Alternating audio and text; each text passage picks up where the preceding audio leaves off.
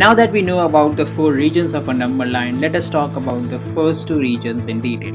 For the first region, it's pretty simple because as we increase the integral power, the value increases. For example, 2 is less than 2 square is less than 2 cube and so on.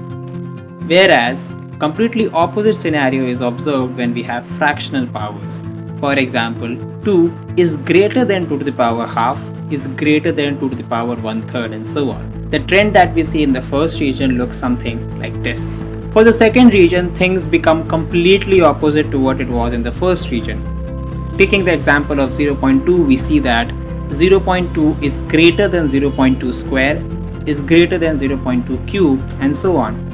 Whereas for fractional powers, we see 0.2 is less than 0.2 to the power half, is less than 0.2 to the power 1/3 and so on. So the trend that we see in the second region looks something like this.